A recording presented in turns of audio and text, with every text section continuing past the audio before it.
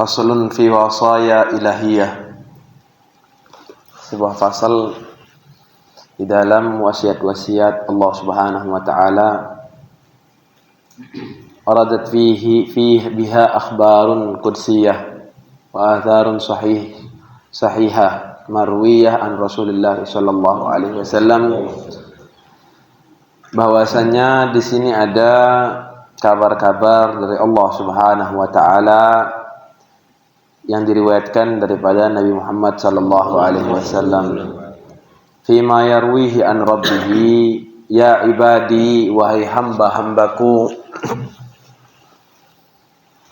inni haramtu zulma ala nafsi, sesungguhnya aku mengharami kezaliman kepada diriku.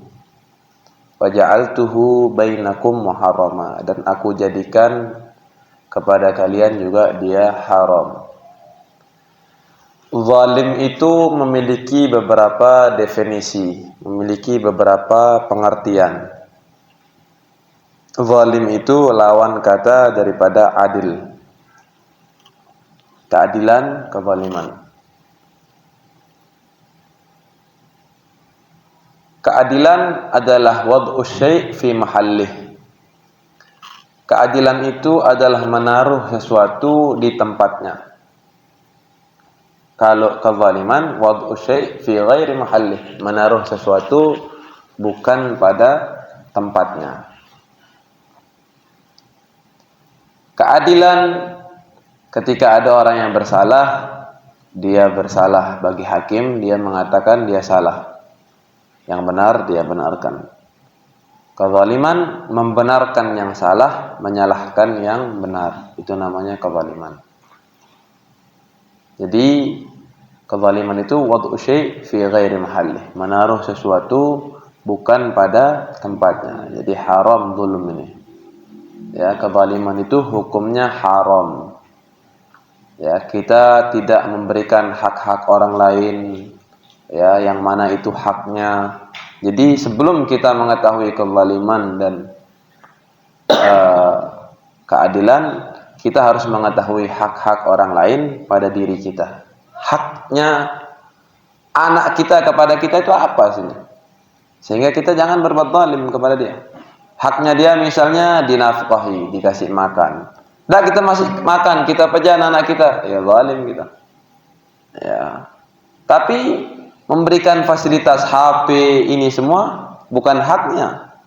Terus kita tidak berikan, ya tidak zalim. Ya, jadi seperti itu. Jadi tidak semua yang diminta oleh anak kita adalah haknya. Begitu juga hak istri kita. Hak istri kita misalnya dia itu wajib kita berikan nafkah. Jika kita tidak nafkahin, kita zalim pada istri kita. Tapi memberikan fasilitas dia ke mall, kasih dia mobil, manjain dia, itu bukan haknya dia. Ketika kita tidak berikan, kita tidak zalim. Ya, jadi harus kita mengetahui. Begitu juga hak pejabat kepada kita itu apa saja. Hak rakyat kepada pejabat itu apa saja. Sehingga kita tahu dia zalim atau tidak. Karena sekarang tol misalnya. Dijawab, kenapa ini tol? Karena dia sudah bangun tol. Tol itu ya tidak termasuk urgensi. Memang dia menolong, memfasilitasi, tapi itu bukan hak prioritas. Hak prioritas rakyat, dia butuh makan, dia butuh kerja, dia butuh usaha, dia butuh hak-hak itu banyak diteledorkan oleh pejabat. Jadi zalim. Ya. Setiap rakyat yang merasakan kelaparan tanpa ada fasilitas dari pemerintah nanti mas'ul yaumul qiyamah, dia akan dipertanyakan nanti di hari kiamat. Kenapa engkau biarkan ini lapar, engkau biarkan ini. Ya. Jadi itu dia. Sayyidina Umar bin Abdul Aziz bilang sampai hati-hatinya bukan sekedar makan, sampai khawatirin jalan yang dilewati oleh binatang, bukan manusia, dijalannya oleh binatang, dia takut nanti dipertanyakan di hari kiamat. Ya, bagaimana dengan spesifikasi yang dikurangi dalam pembangunan dan sebagainya. Jadi kezaliman. Kalau bisa jangan main-main dah dengan dunia itu, ya. Main-main seperti itu. Nah itu dia. Nah kita yang mendukung tertentu itu nanti mas'ul yaumul qiyamah. Ya, kita kalau dukung fulan, kenapa engkau dukung dia? Cuman karena dikasih uang, dikasih ini, kita akan dipertanyakan nanti. Pernah enggak kita ini menegur orang yang kita pilih ini? Kita pilih dewan, kita pilih wali kota, kita pilih gubernur, kita pilih ini. Pernah enggak waktu kita dukung, pernah enggak kita ini ketika dia jadi, berani enggak kita tegur dia? Ini. Karena nanti kita akan ditanya, kenapa engkau dukung dia ini? Ya, karena banyak kezaliman. Yang mana misalnya hak-hak dia, fasilitas itu digunakan ketika dia menjadi pemimpin waktu jam-jam kerja, dia pakai kadang-kadang di luar jam kerja. Atau di jam-jam bekerja dia tidak bekerja. Itu hal kecil seperti itu saja. Jangan lagi kebijakan-kebijakannya lagi lah. Jam-jam bekerja ini zalim. Kita bayar dia untuk dia kerja, tahu dia tidak kerja. Tidak ada ngantor, tidak ada ini. Ya zalim. Karena menaruh bukan pada tempatnya. Ya, jadi itu akan dipertanyakan kita. Jadi jangan dengan hal-hal yang remeh seperti ini menyebabkan asabiyah. Kerusakan yang terjadi zaman sekarang ini banyak karena fanatisme buta, fanatik buta. Itu yang dileburkan oleh Nabi Muhammad sallallahu alaihi wasallam. Fa'tasimu bihablillah. Berpegang teguhlah dengan talinya Allah. Kita disuruh fanatik itu hanya kepada talinya Allah. Hanya kepada Nabi, kepada Al-Quran, kepada hukum-hukum syariat. Harus fanatik kita dalam hal itu. Ya, harus fanatik. Misalnya kita tidak mau berteman sama fulan karena orang ini suka meninggalkan sholat. Karena orang ini menghina Nabi, kita tidak mau berteman sama dia. Itu fanatik seperti itu yang dianjurkan. Ya, fanatik wa'tasimu, i'tisam. I'tisam ini Allah tidak bilang berpeganglah, tapi i'tisam, benar-benar pegang dia, fanatik. Bihablillah, hanya dengan wala tafarraqu, jangan pecah belah. Ya. Jadi itu, kita disuruh berfanatik dengan ini. Tapi kalau yang lain berbeda dalam urusan lain boleh. Beda organisasi, beda pilihan, beda kampung, beda tradisi boleh. Tapi yang penting dalam hal satu ini, kita tidak boleh berbeda. Ya, kita tidak boleh membiarkan orang meremehkan hal ini. Kasarannya, orang remehkan kampung kita tidak apa-apa. Orang remehkan organisasi kita tidak apa-apa. Yang penting jangan remehkan Nabi saya, jangan remehkan agama saya. Itu baru marah. Ya, kalau kita kadang kebalik sekarang, kampung kita diremehkan, kita tersinggung. Tapi Nabi kita diremehkan, kita biasa saja. Ya, jadi seperti itu. Wa'tasimu bihablillah jami'an wa la tafarraqu. Ya, wadhkuru ni'matallah id kuntum a'daan. Ingatlah dengan nikmat Allah yang mana tatkala kalian kalian bermusuhan. Bermusuhannya karena apa? Karena salah tempat menaruh fanatiknya. Ya, antara Aus dan Khazraj, dia fanatik karena kesukuannya, karena kampungnya dia fanatik. Aus dan Khazraj, Aus fanatik dengan Ausnya, Khazraj fanatik dengan Khazrajnya, sehingga itu mereka menjadi ya, mereka menjadi musuh. Tapi ketika mereka i'tisam bihablillah, nikmat Allah datang, dia bersaudara. Fa'allafa bainakum. Bisa disatukan. Kapan bisa disatukan? Ketika menghilangkan pemikiran fanatisme terhadap duniawi ini. Dia fanatisme kepada hablullah, baru bisa disatukan. Ya, kapan bisa disatukan? Ketika dia i'tisam bihablillah, ketika dia berpegang teguh kepada talinya Allah Subhanahu wa taala. Ya, jangankan beda kampung, beda negara kita bisa menyatu. Kok bisa mau orang Afrika kita bisa cinta sama orang Amerika, misalnya kalau ada orang Islam sana kita bisa cinta sama orang Arab, sama orang mana, asalkan dia Islam. Ya, jadi seperti itu. I'tisam bihablillah jami'an wala tafarraqu. Nah, ini yang menyebabkan organisasinya hina marah, dia ininya dihina marah, ininya dihina marah.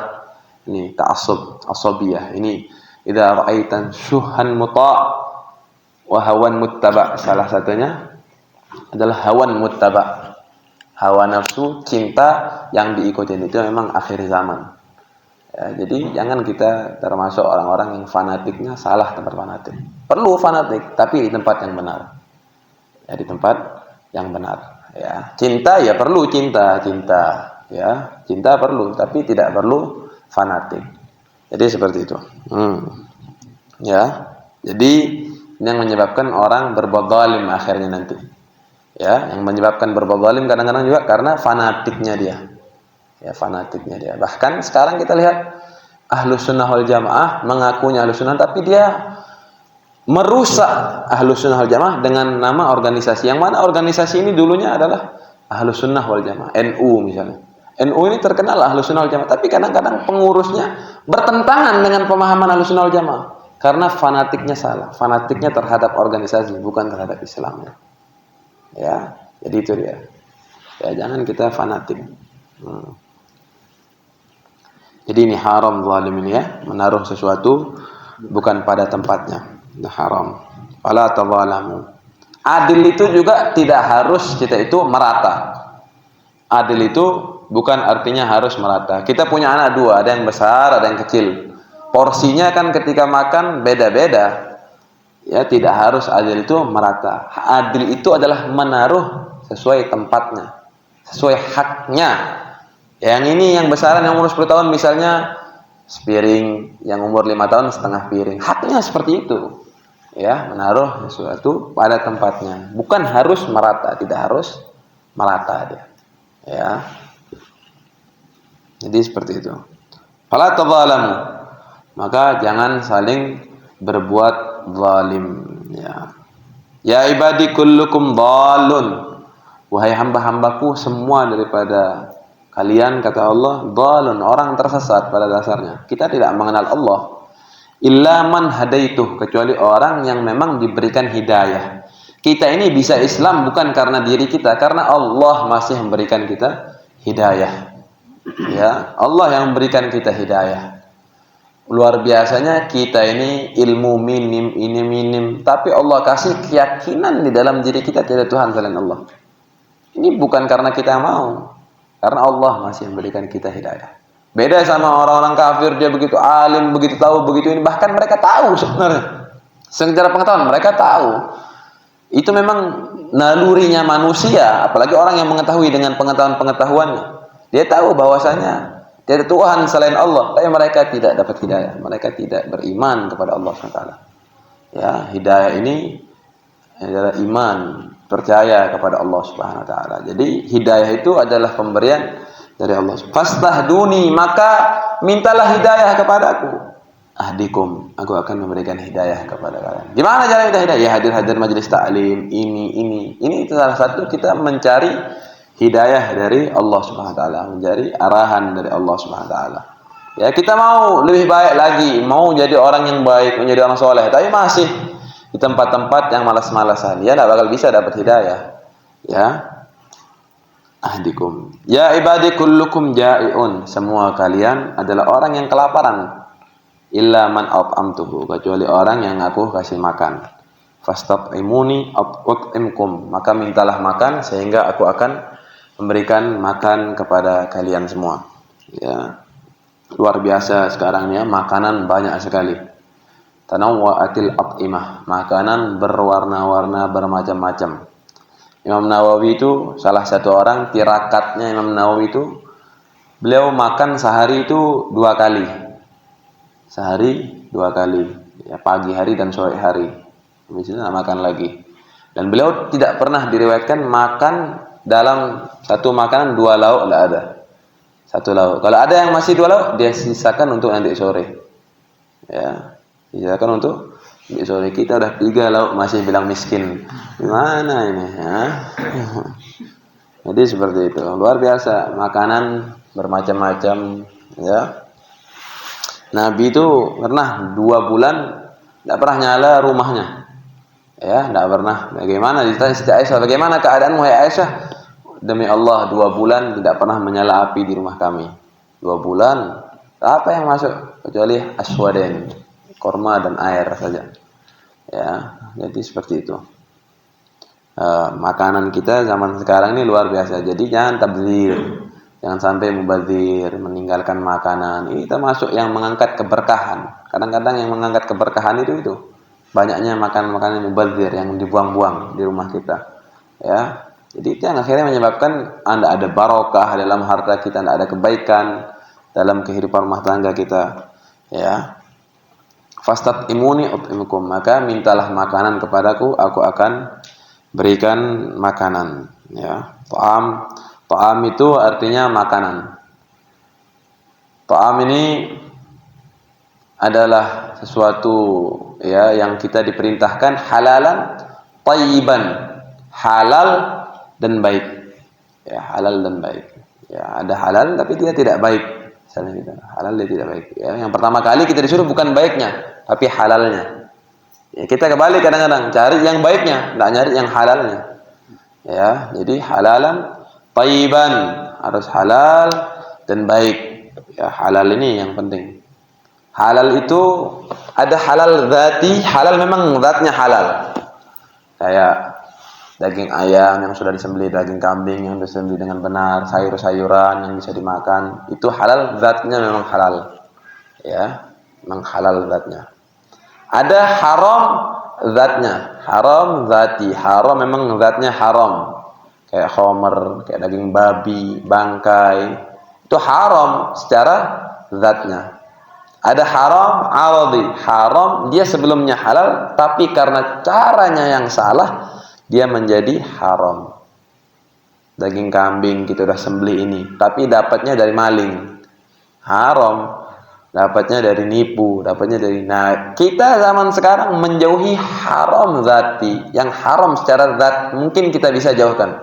Babi kita bisa jauhkan, bangkai kita bisa jauhkan, jijik kita lihat itu. Tapi haram arad ini kadang-kadang kita tidak bisa jauhkan. Riba, nipu, ini yang penting dapat. Ya, jadi dua-duanya harus dihindarkan, haram. Ya, jadi tidak ada ini. Makanya kita lihat tubuh kita itu salah satu penyebabnya kita semangat taat karena makanannya yang halal. Man akalal haram, man akalal halal, ata'at jawarihu sya'at am abad. Siapa yang makan makanan halal, tubuhnya akan taat. Dia mau atau tidak mau. Ya. Begitu sebaliknya, siapa yang makan haram, asad jawarihu, tubuhnya akan maksiat, dia mau atau tidak mau. Nah, kita ini tubuh kita minta taat atau minta maksiat? Ya, lihat, kalau minta taat berarti makanan kita halal.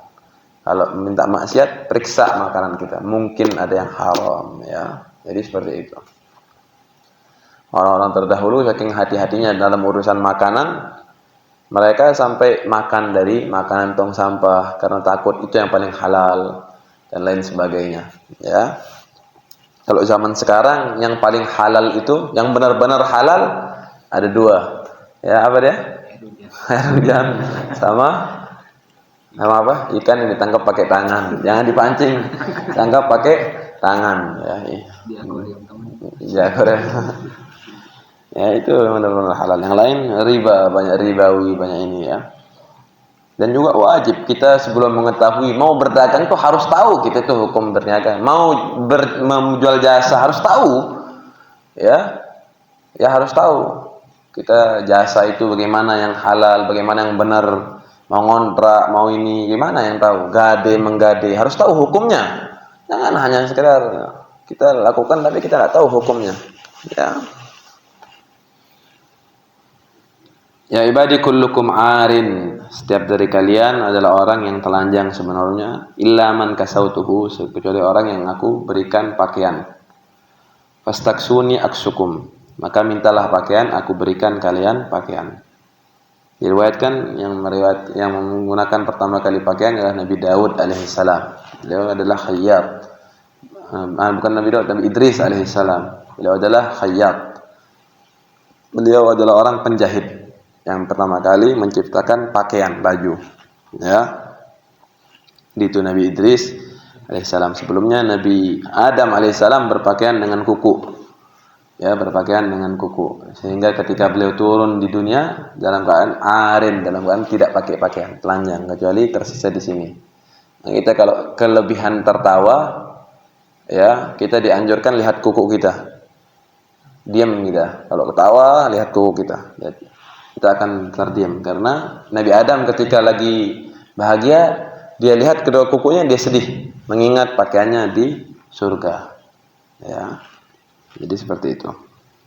Jadi semua kita ini, Allah Subhanahu wa taala berfirman, Allah khalaqakum akhrajakum min butuni ummahatikum la ta'lamuna syai'an wa ja'alakum as-sam'a wal absara qalilan ma tashkurun. Itu kita enggak punya pakaian. Ya ibadi innakum tukhti'una bil-laili wan nahar. Wahai hambaku, sesungguhnya kalian banyak salah di siang hari dan di malam hari. Wa ana aghfiru dzunuba jami'a. Akan tetapi aku mengampuni dosa semuanya. Aku ampuni.